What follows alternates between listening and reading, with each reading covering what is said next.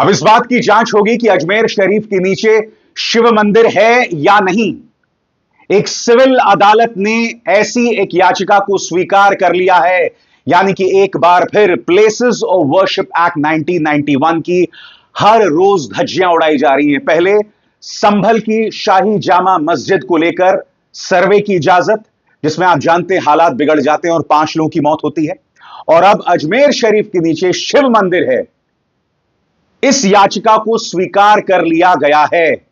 इस सब का दोष सिर्फ एक व्यक्ति के माथे पर फोड़ा जा सकता है, और वो नाम है पूर्व chief justice of India DY Chandrachud, जिन्होंने ज्ञान व्यापी मामले में सर्वे की इजाजत दे दी थी।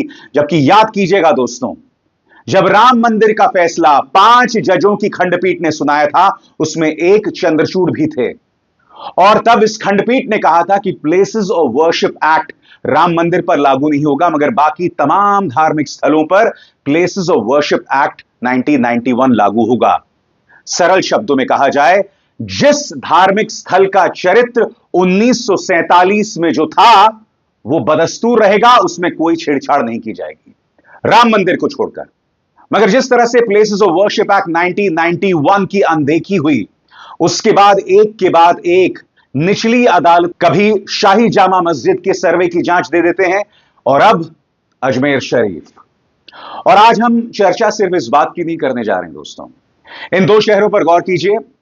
पत्रकार मोहम्मद जुबैर, जो कि एक फैक्ट चेकर हैं, यानी कि जो भी झूठी खबरें आती हैं वो उसे फैक्ट चेक करते हैं कि वो सही है या गलत। और दूसरा, यति नरसिंहानंद सरस्वती। यति नरसिंहानंद सरस्वती ने पैगंबर मोहम्मद साहब के बारे में आपत्तिजनक बयान दिया था, अश्लील बयान दिया था। मोहम्मद जुबैर ने उसकी आलोचना करते हुए एक ट्वीट किया था, एक बयान जारी किया था, जिसमें उन्होंने अपमानजनक शब्द का इस्तेमाल किया था। क्या आप जानते हैं, भारतीय न्याय संहिता के अंतर्गत अब मोहम्मद जुबैर पर एफआईआर दर्ज हो गई है। कल्पना से भी विचित्र, यति नरसिंहानंद सरस्वती, जो पैगंबर मोहम्मद साहब का जिन्होंने अपमान किया, उन पर कोई कार्रवाई नहीं। एफआईआर किस पे दर्ज होती है? मोहम्मद जुबैर पर दर्ज होती है। इसकी भी हम चर्चा करेंगे, मगर सबसे पहले अजमेर शरीफ। मैं आपको बतलाना चाहूंगा दोस्तों, अजमेर शरीफ का खास मुकाम सिर्फ मुसलमानों के जहन या उनके दिल में नहीं है, बड़ी तादाद में हिंदू भी जाते हैं अजमेर शरीफ। सबसे बड़ी बात, अजमेर शरीफ का 800 साल पुराना इतिहास है, और इस 800 साल पुराने इतिहास में कई हिंदू महाराजाओं ने वहां पर अपने श्रद्धा सुमन अर्पित किए हैं।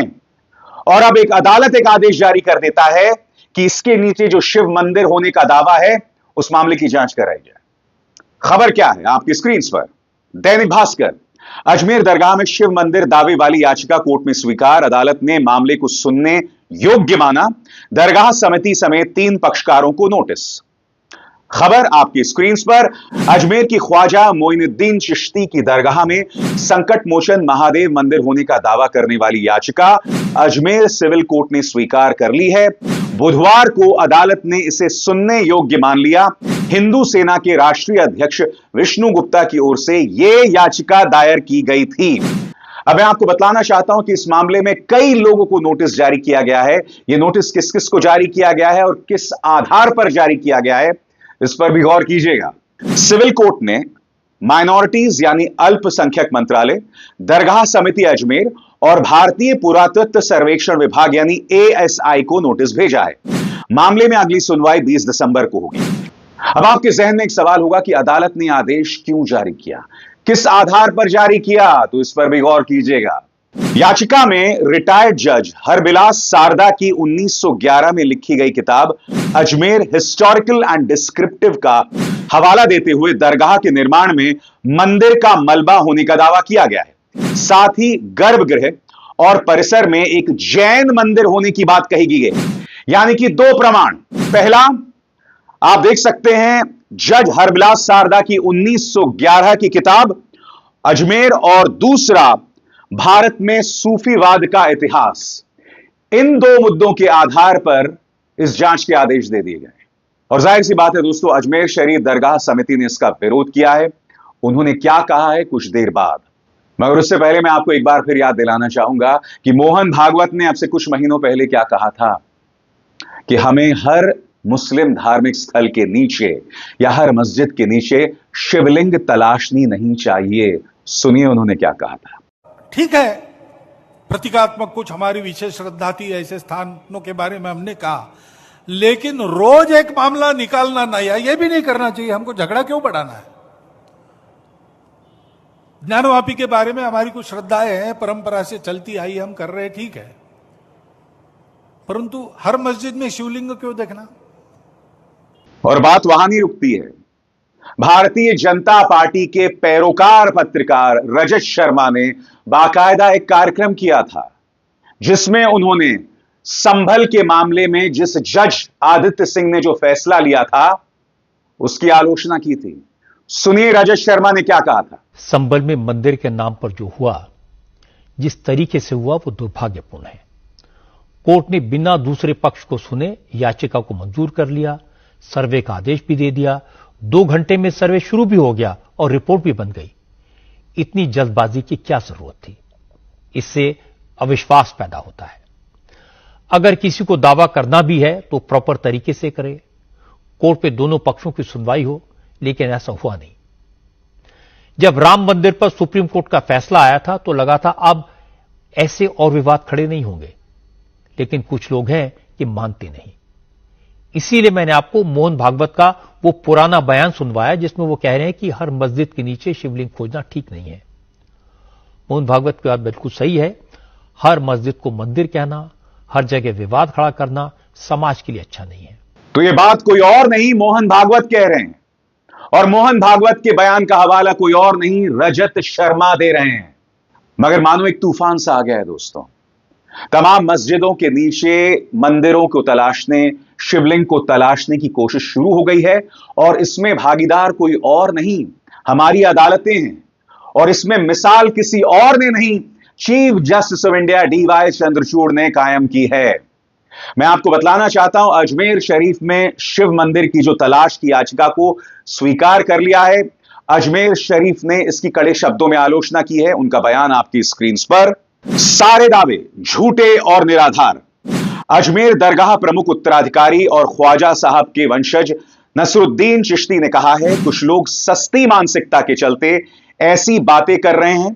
कब तक ऐसा चलता रहेगा? आए दिन हर मस्जिद दरगाह में मंदिर होने का दावा किया जा रहा है। ऐसा कानून आना चाहिए कि इस तरह की बातें ना की जाएं। ये सारे दावे झूठे और निराधार हैं। सुनिए क्या कहा जा रहा है अजमेर दरगाह समिति की तरफ से। देखिए, ख्वाजा मोइनुद्दीन चिश्ती रहमतुल्लाह अलैह की दरगाह जो है वो एक कम्युनल हार्मनी का, डाइवर्सिटी का और सांप्रदायिक सौहार्द और प्लूरलिज्म का प्रतीक है। यूनिटी एंड डाइवर्सिटी को प्रमोट करता है, लेकिन उसके साथ साथ अफगानिस्तान से लेकर इंडोनेशिया तक सब में बड़ा इस्लाम का मरकज भी है। इसकी करोड़ों अरबों अनुयायी हैं। तो ये कोई तमाशे वाली बात तो है नहीं कि ये रोज़ रोज़ का तमाशा होता रहेगा, हम कहते रहेंगे। अभी इन्होंने 3 पार्टीज़ को जो है नोटिस भेजा है। 20 दिसंबर को इनकी तारीख है। एक ASI archaeological survey of India, ये दरगाह आर्कियोलॉजिकल सर्वे ऑफ इंडिया में तो आती नहीं है, मिनिस्ट्री फॉर माइनॉरिटीज़ में आती है, और मिनिस्ट्री ऑफ माइनॉरिटीज़ में दरगाह कमेटी आती है। तो इन तीनों को नोटिस सर्व किया। हम जो हेरिटेज खादिम 800 साल की मीरास है, अल्हम्दुलिल्लाह तमाम रसूमात हम अदा करते हैं। हमने बड़े बड़े दौर देखे हैं यहाँ के, और अल्हम्दुलिल्लाह कुछ नहीं हुआ। 11 अक्टूबर 2007 को भी यहाँ बॉम्ब ब्लास्ट हुआ जिसमें 3 लोग मारे गए। उसमें मरने वाले एक हमारे खादिम ख्वाजा डॉक्टरेट की थी जिन्होंने इंफ्रास्ट्रक्चर में वो भी थे। तो इससे दिल नहीं भरा। तो ये चीज़ पिछले 3 साल से ये बयानबाजी तो कर ही रहा है। हर जगह इन्हें जो है शिवलिंग और मंदिर नज़र आता है। सदियों पुरानी मस्जिदों पे ये लोग इस तरह की हरकतें कर रहे हैं, लेकिन ये चीज़ें हैं देश हित में नहीं है, देश के हित में ये कतई तौर से नहीं है। हम देख रहे हैं क्या करना है, करेंगे, और इंशाअल्लाह किसी की ये मुरादें पूरी नहीं होंगी कि यहाँ पे कुछ हो जाए। ये गरीब नवाज की दरगाह थी, है और इंशाअल्लाह रहेगी। दोस्तों, मैं आपको बतलाना चाहता हूं कि अजमेर दरगाह समिति अपनी तरफ से भी कुछ तर्क पेश कर रहा है। वो कह रहे हैं कि एक तरफ तो हरबिलास सारदा की 1911 की किताब है, मगर उसके अलावा अजमेर दरगाह का एक लंबा चौड़ा इतिहास है, और इसके बारे में अजमेर दरगाह शरीफ समिति क्या कहती है आपके स्क्रीन पर। हरबिलास सारदा की किताब को छोड़ दें तो क्या 800 साल पुराने इतिहास को नकारा जा सकता है? या हिंदू राजाओं ने अकीदत की है अंदर जो चांदी करीब 42,961 तोला का कटहरा है वो जयपुर महाराज का चढ़ाया हुआ है? ये सब क्या झूठी बातें हैं? भारत सरकार ने पहली 1950 में जस्टिस गुलाम हसन की समिति क्लीन चिट दे चुकी है। इसके तहत दरगाह की एक एक इमारत की जांच की जा चुकी है। हमारे सामने इतिहास है अदालती फैसलों का, हमारे सामने दरगाह का अपना 800 साल पुराना इतिहास है, फिर भी इस तरह से छेड़छाड़ की जा रही है। मैं आपसे बार बार प्लेसेस ऑफ वर्शिप एक्ट 1991 की दुहाई देते रहता हूं, जिसमें कहा गया था कि राम मंदिर और जम्मू कश्मीर में धार्मिक स्थलों को अगर हम छोड़ दें तो बाकी सब पर प्लेसेस ऑफ वर्शिप एक्ट 1991 जो है वो लागू होता है। और ये प्लेसेस ऑफ वर्शिप एक्ट 1991 क्या है, एक बार फिर मैं आपको बताना चाहूंगा। उपासना स्थल विशेष प्रावधान यानी places of worship act 1991 Bharat में प्रार्थना स्थलों के धार्मिक चरित्र को बनाए रखने के लिए संसद का एक अधिनियम है और इसके मुख्य उद्देश्य आपके स्क्रीन पर। पहला, धार्मिक चरित्र को बनाए रखना, भारत में उपासना स्थलों के धार्मिक चरित्र को बनाए रखना। दूसरा, उपासना स्थलों के परिवर्तन पर प्रतिबंध।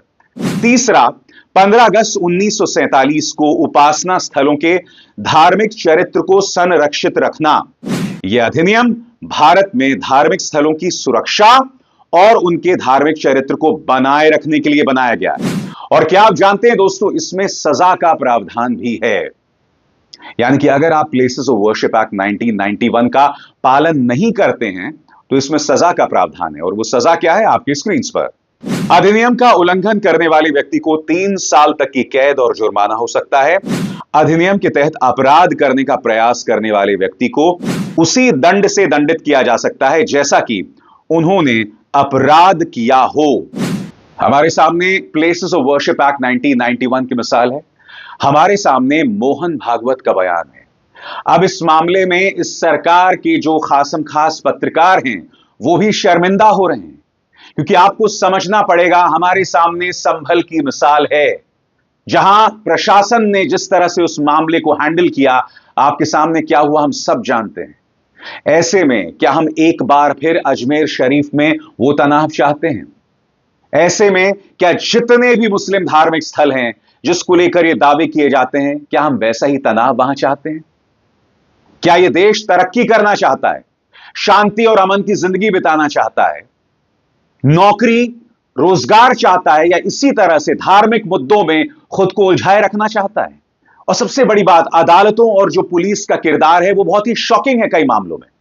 मसलन मोहम्मद जुबैर और यति नरसिंहानंद सरस्वती वाला मामला।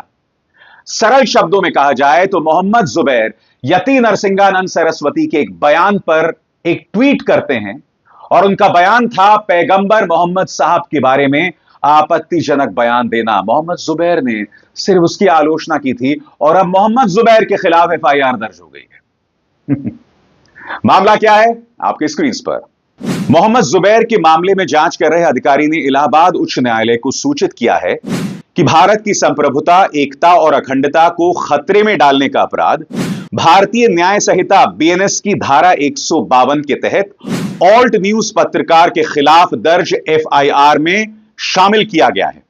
यह FIR गाजियाबाद के डासना देवी मंदिर के पुजारी यति नरसिंहानंद सरस्वती के समर्थकों द्वारा दर्ज एक शिकायत के बाद की गई है, जिसमें जुबैर द्वारा X पर पोस्ट किए गए एक ट्वीट के संबंध में शिकायत दर्ज की गई थी। मैं आपको बतलाना चाहता हूं दोस्तों, इस तारीख पर गौर कीजिए, 29 सितंबर।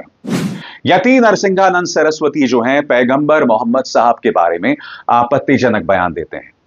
इनके खिलाफ तेलंगाना और महाराष्ट्र में केसेस दर्ज होते हैं।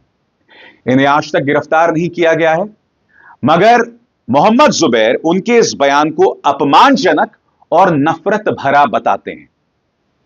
इसमें कोई उन्होंने आपत्तिजनक बात नहीं की, मगर FIR दर्ज हो जाता है मोहम्मद जुबैर पर। और किन धाराओं के अंतर्गत, इस पर भी गौर कीजिए दोस्तों। गाजियाबाद पुलिस ने जुबैर पर भारतीय न्याय संहिता BNS की धारा 196 यानी धार्मिक आधार पर दुश्मनी को बढ़ावा देना, 228 झूठे साक्ष्य बनाना, 299 धार्मिक भावनाओं को आहत करना, 356 मानहानि और 351 दो आपराधिक धमकी के तहत ये तमाम आरोप लगाए गए हैं। यानी कि कोई नफरती बयान दे और मैं उसकी आलोचना करूं तो आप मेरे ही खिलाफ केस दर्ज कर दें।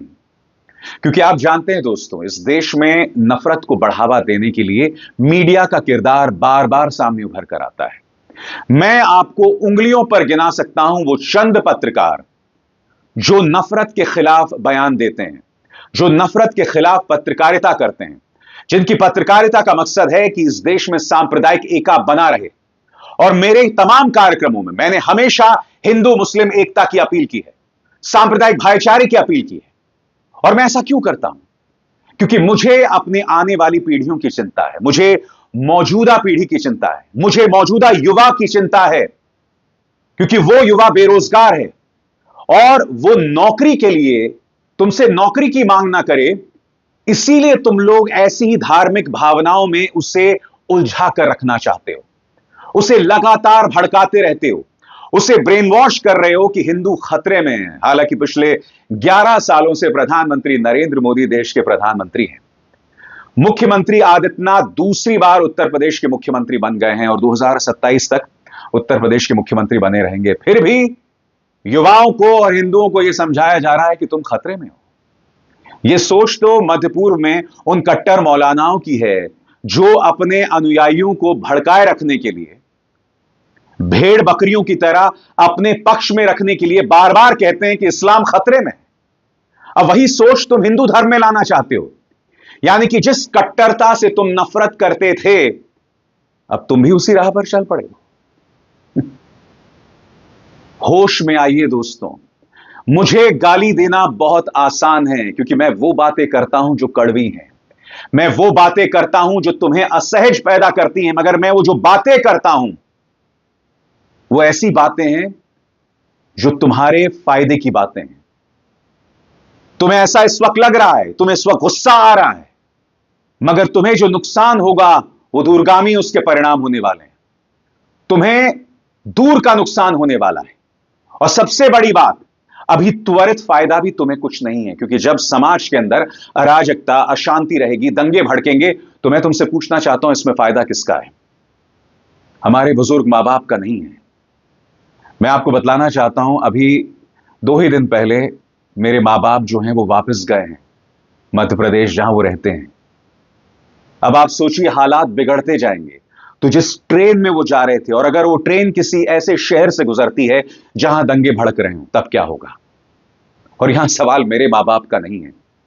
आपके और हमारे मां बाप हमसे मिलने आते हैं। आपके और हमारे परिवार, हमारे बच्चे, हमारी जो परिवार की महिलाएं हैं वो मॉल में घूमने जाती हैं या मेले में जाती हैं।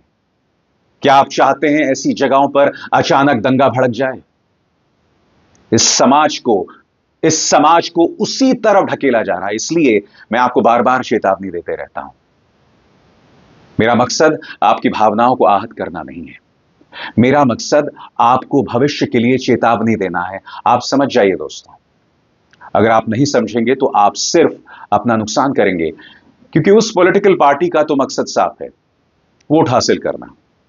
और वो वोट तभी हासिल कर सकते हैं जब आपको भड़काएंगे, जब आपको डरा कर रखेंगे।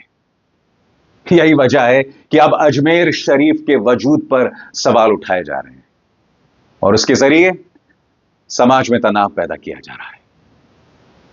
अभिसार शर्मा को दीजिए इजाजत। नमस्कार।